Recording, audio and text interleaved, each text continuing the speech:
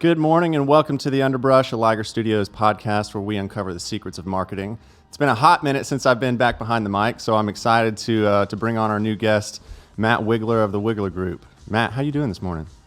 Great. Thanks for having me, Dakota. Nice to see you. Yeah, you as well, man. I like that painting behind you. What is that?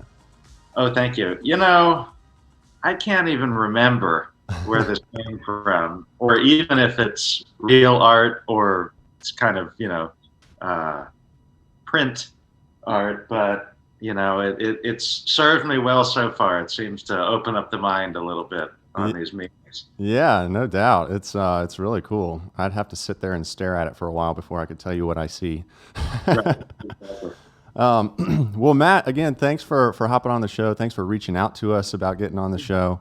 We're real excited to have you. But before we really get into this, why don't you tell us just a little bit about who you are, what you do, and why you do it? Sure. So I live in Miami, Florida. I run two companies that I've started. One of them is called MHW Live Music, and we provide the live entertainment programming for hotels around the country. So cool. live entertainment programming means, if you go into a resort or a nice hotel and they have people that play in the lobby, guitar players, DJs, people that play in the restaurants, that sort of thing. As far as I'm aware, we do that for more hotels than any other company in the country, and growing very quickly. Wow.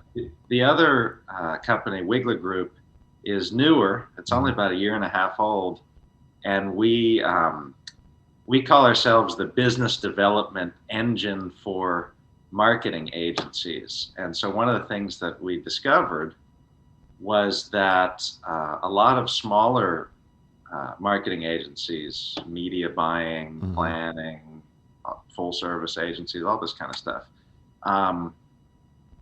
don't necessarily have a fully built out sales team or a process where they have a consistent sort of flow of new business opportunities.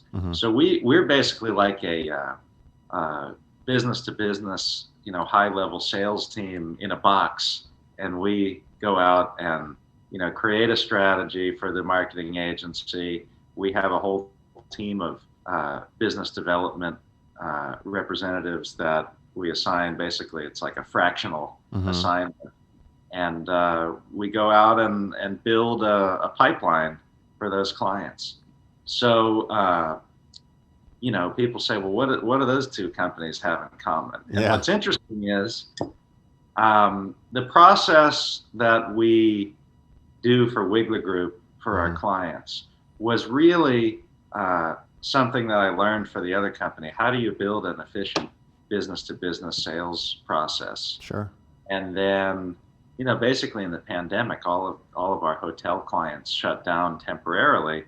And so I had this idea, maybe I can take some of the people and the processes that we developed for the entertainment company and spin it out into a separate service. And so that's what we did.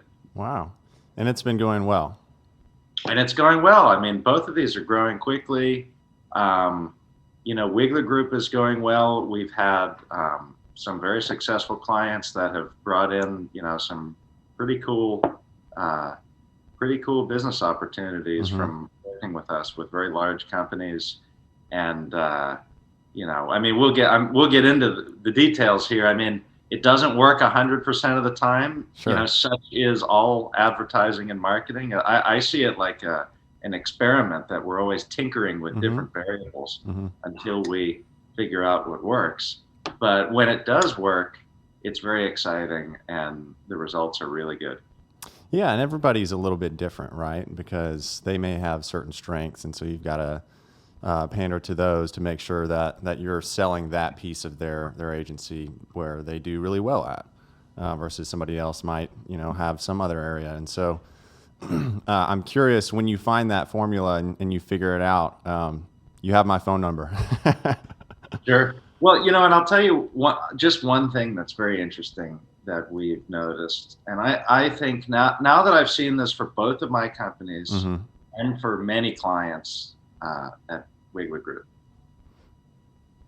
What's really important is, most people don't have unlimited resources, money, people to run, 10 different experiments at the same time. Right. And most people, I'll give you an example.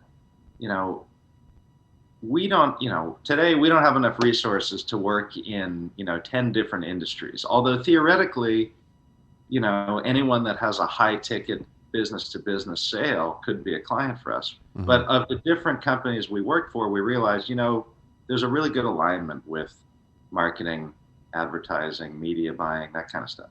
Because the deal sizes are big, the sales cycle is long, we have to be patient, but once they get one, the ROI is just huge. Yeah.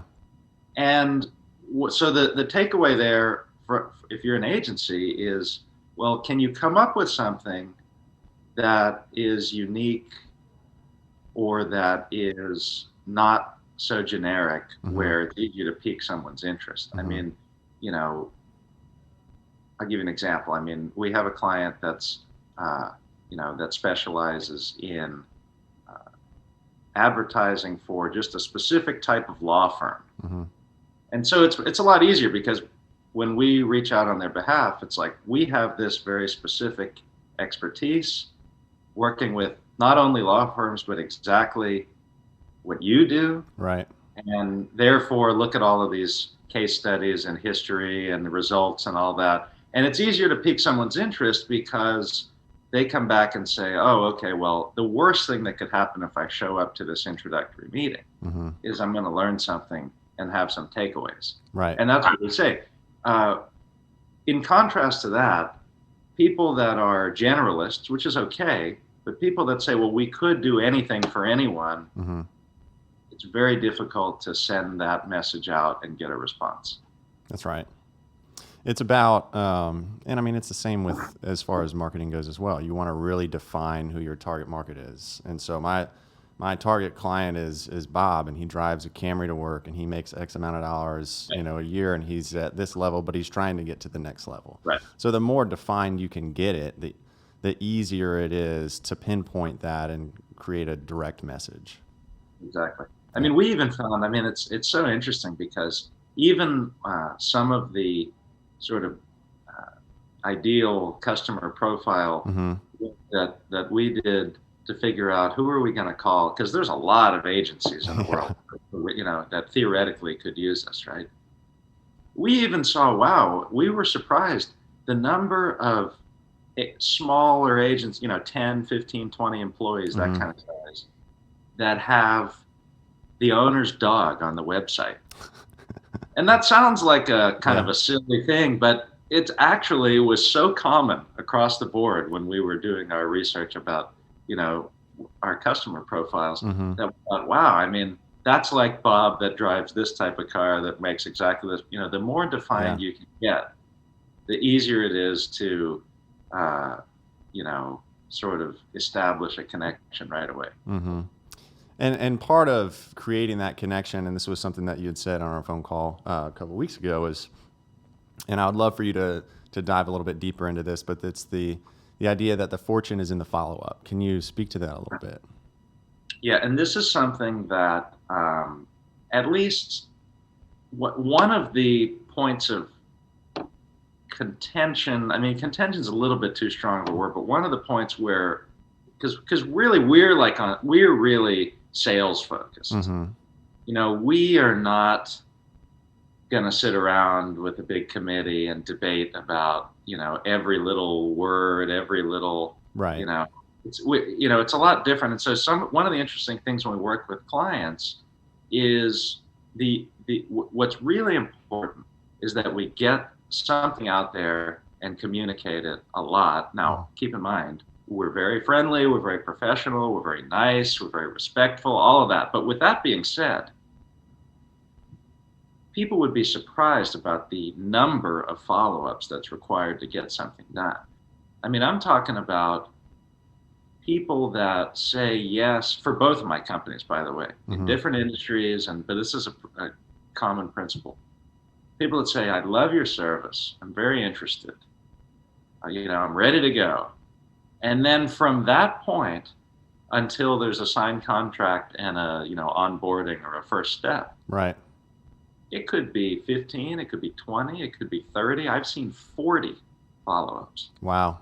And people are blown away by this. How could somebody require 40 follow-ups from the time that they say they're ready to go until they start? And I think what people should remember is that, again, you have to be nice. I mean, I'm not saying don't follow up every 2 hours, right? Yeah, yeah. But,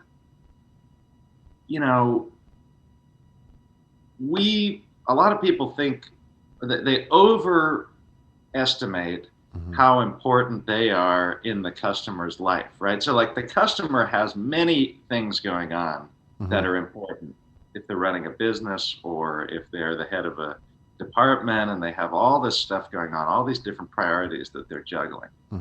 And so, I don't ever make the assumption just because there were 15 follow-ups that go out, we don't ever assume that somebody's not interested until they tell us. Right. And much more often than you'd think, just because they haven't responded yet doesn't mean anything. And so I think a lot of people write themselves off way too early in the process. Maybe half of those deals that you thought were not interested because you followed up 5 times and didn't get a response. Half of them may actually be customers if you would stick with it long enough to get an answer. Yeah, yeah. It's funny you kind of touched on this, and it reminded me. I saw something the other day that said prospects are like your crush. You're thinking a lot more about them than they are about you. Exactly. And so, the whole thing that we do. I mean, there's this whole. It's almost, that's why I have this abstract painting. I mean, it's almost like a meditative exercise that we take people through.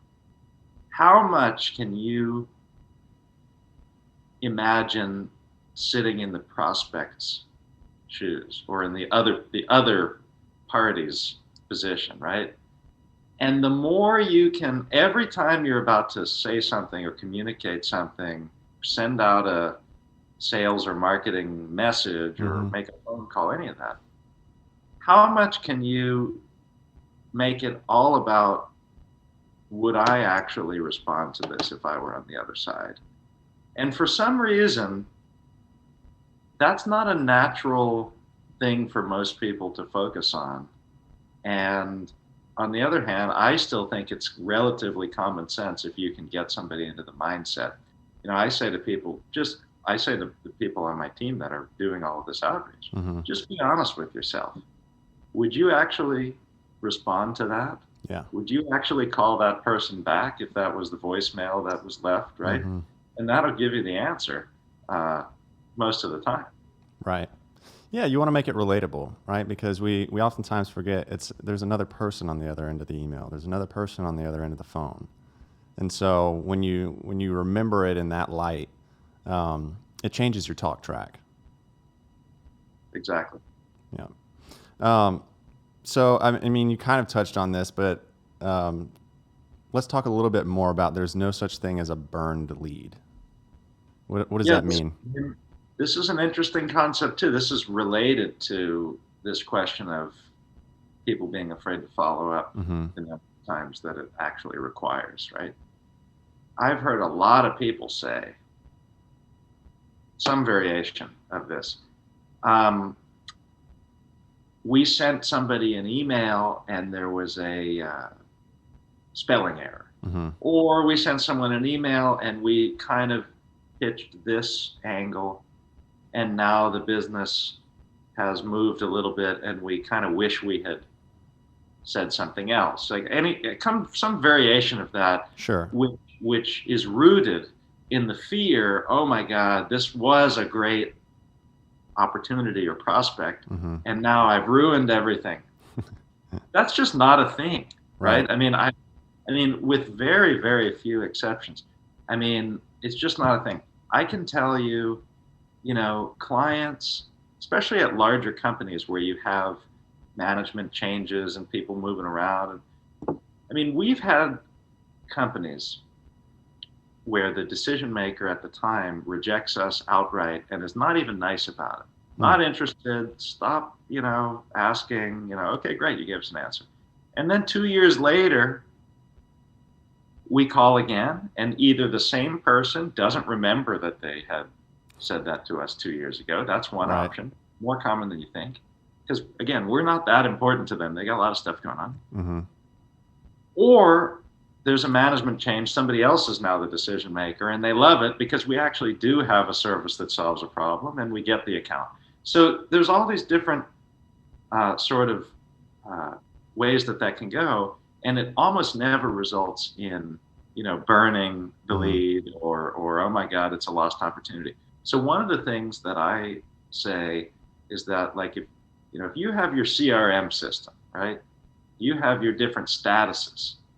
And remember, I mean, we're talking business to business. So you're selling to a company, right. And I have a suspicion that a lot of people make this mistake where, hey, I'm not interested. You don't have to call me anymore. Okay, and then a salesperson, or it could be a business owner, whoever's doing the sales, they mark that company as a lost opportunity, and then they never think about them again. And I say that's not accurate, because when you're in business to business, you should have a defined market, right? So, like, for example, for my live entertainment company, we have a defined market. It's about 1,500 luxury hotels in the United States. That's our total market that we've carved out for ourselves. And if one manager tells us that he or she is not interested, we don't mark that hotel as a lost opportunity. We just say, we'll try again in 3 months or 6 months, or we'll wait until there's a management change. And that is the principle there about these burned leads not being a real thing. I mean, if you're a marketing agency, let's say you're going after the Fortune 500. Well, there's only 500, so you better not mark any of those as burned. Because first of all, whoever you're speaking to, that's just one individual person in a vast organization, right? So something for people to think about, and very much related to being persistent with those follow-ups. Yeah, and that's interesting too, because oftentimes you will get into a scenario, if you're a salesperson and they come back and they say, no, I'm not interested, or no, not right now. It's almost like we start thinking about them as lost and forget about it, when really you might want to put them, a better term might be on hold, right? Yeah. We're on hold until they've either forgotten that we called and emailed them, or like you said, there's somebody new in that role that can make a decision, and now it's up to them. Do they want to say no again? Okay, that's fine. We'll try again later.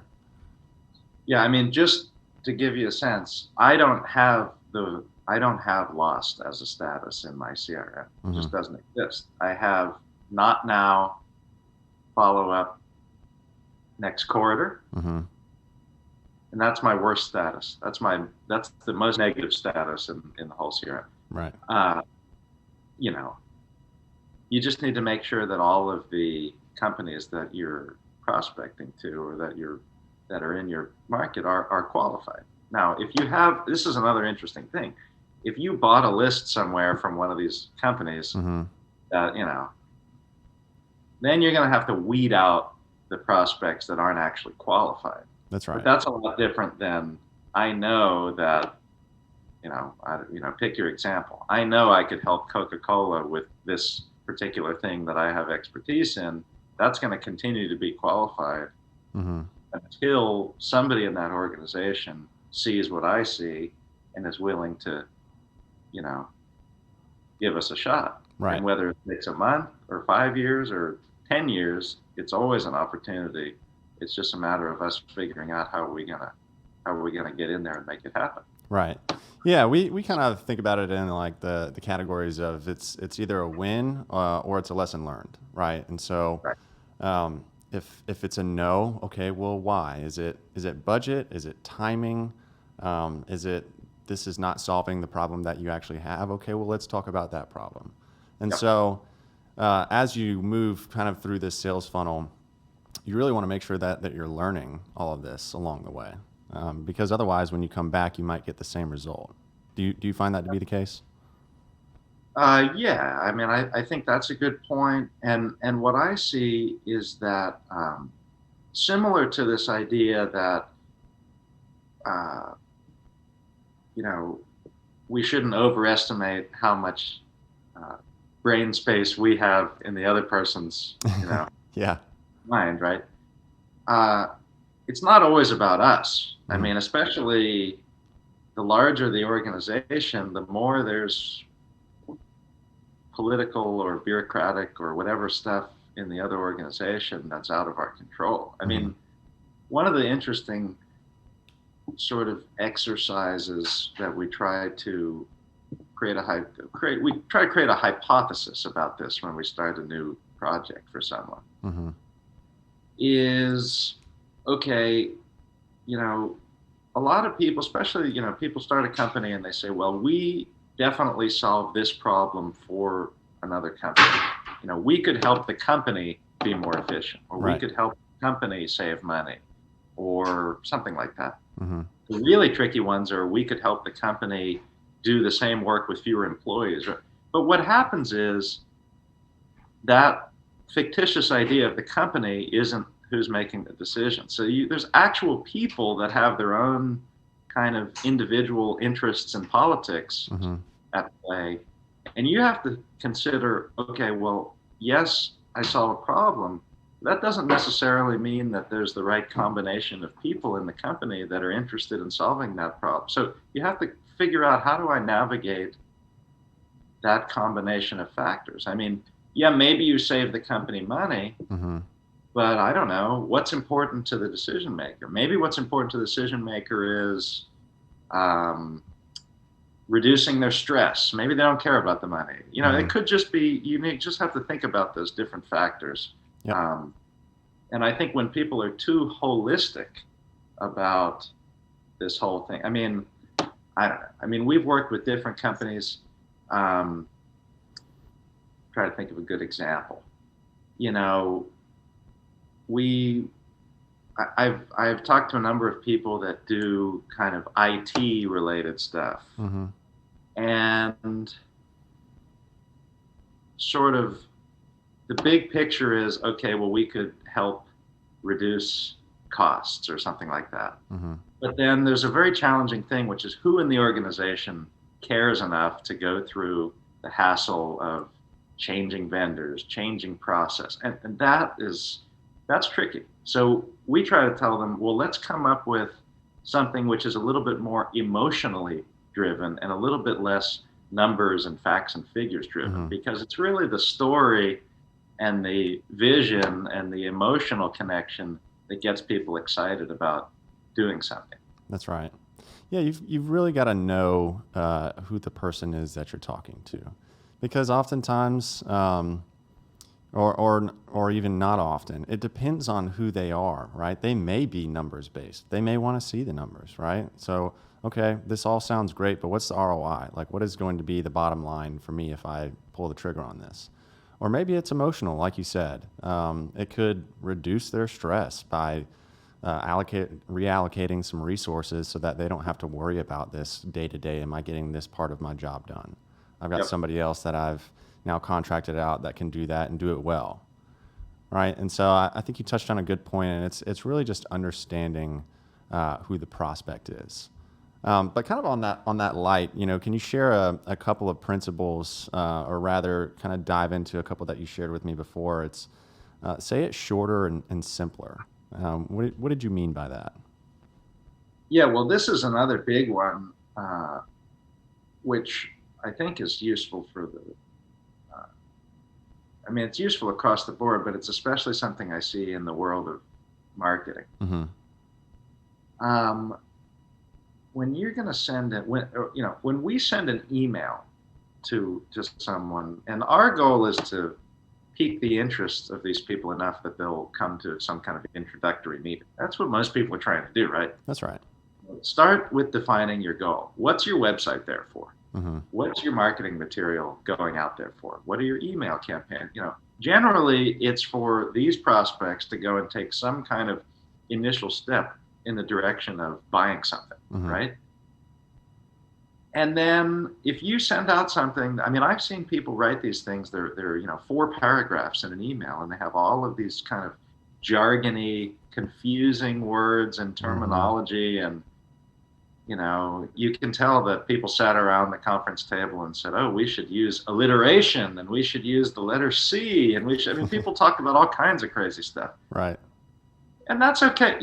It just doesn't work, right? Mm-hmm. It doesn't work because I tell people, imagine the prospect, depends on who you're reaching, but it doesn't really matter. It could be the vice president of XYZ or the CEO of this or that.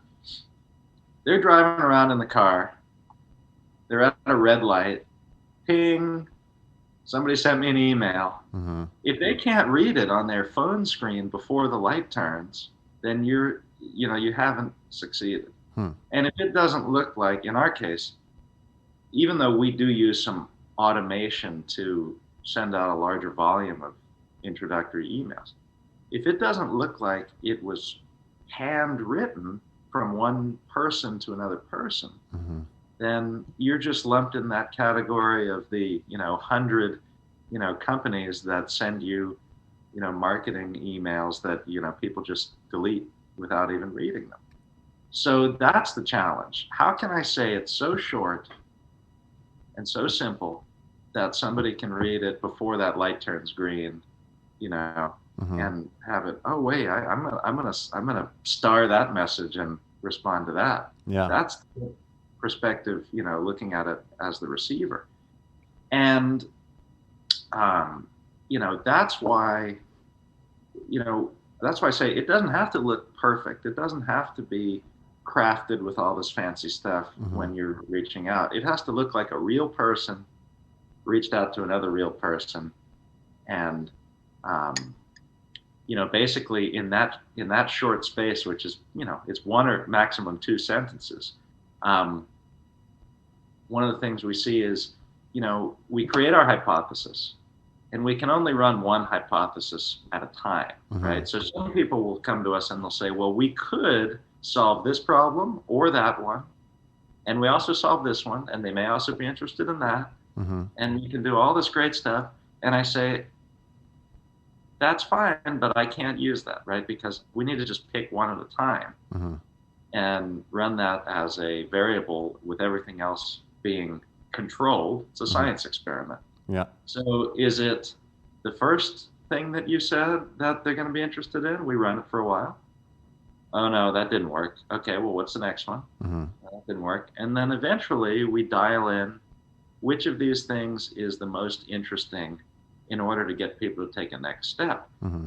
And it's breaking this down one step at a time. Our job is just get them interested enough to take the next step. Once you have them on a phone call or Mm-hmm. a meeting, then you can talk about the whole range. Right. The whole range doesn't matter when your goal is just to get them to take one little tiny step. That's right. Yeah, one step at a time. Because in order to get them to the finish line, you first have to get them to start running, right? And so which direction they go, that's what happens on the call when you actually get them on the phone. But to start the race, that's the most important part, is to get them to that. Before we, because we're running a little short on time, there's a couple things that I wanted to get into that I think would be really interesting, that I think you could add some real value to. But it's because you've started your own business, you've started 2 businesses, and so I wanted to know just a couple of general principles that you have for entrepreneurship, and if you don't mind, kind of sharing in detail kind of how you've done this from your experience. And one of those that you shared with me is just get out there and do it. Yeah. I mean, there's 2 big things. One is that I think people probably sit around planning and strategizing a little bit too much. Well, put it this way. This isn't to say don't plan and don't have a strategy. Right. However, if people are honest with themselves, they'll know the answer to this right away. Mm-hmm. Is the reason you're still planning and sitting around and strategizing, is it because you're actually too afraid to pick up the phone and go out and try to get that first customer? Mm-hmm. So if somebody's listening and they're thinking, oh, I should start this business, just be honest with yourself, right? Right. And if the answer is, yeah, the reason I'm still planning and having, meetings with my mom or, whatever people do, all kinds of stuff, right? Yeah. That's because you need to go out there and do it. Mm-hmm. And the absolute best way to learn about how to do this is to go out and take whatever you're offering and sell it to a real customer. And that's where the rubber's going to meet the road. And you're going to have to deal with that customer who's going to be upset. They're going to be demanding. They're going to tell you what they like and what they don't like. And that's what's going to allow you to improve or iterate on what you have. Because to me, until you've gone out there and actually done it for real, then it's all up in your mind that that's not worth very much, right? Right. So I just think, you got to go out there and do it. And it doesn't matter, if you, people want to do all kinds of businesses. If you want to, I don't know, you want to start a nail salon. Okay. Well, okay, fine. Go out and make sure you have the right license and all of that prerequisite stuff. Mm-hmm. But then go out there and you got to go get some customers. Don't spend too much time designing, your furniture and your decoration, because that's not really, in the very beginning, that's not the stage where you are, right? Bring people over to your living room and start. It doesn't matter. Just you got to get out there and start doing it. In one of these business to business sort of things, start reaching out, talking to as many people as possible.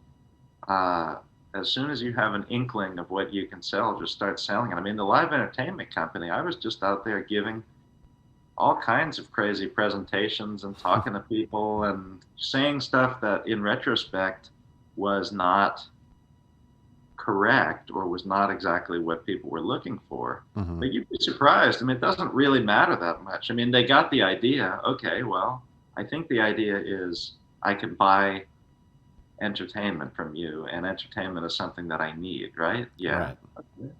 Great. And along the way, we figured out these are the elements that are the most important to our customers about how to give them the best experience, mm-hmm. right? But that's learned by actually dealing with real customers. Right.